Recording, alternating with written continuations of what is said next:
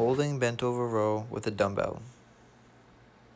With one arm embracing your abdominals, have a slight bend in the knees and a shoulder width stance. Have a tabletop position with your back. And on the concentric phase, retract your scapula. And on the eccentric phase, protract your scapula.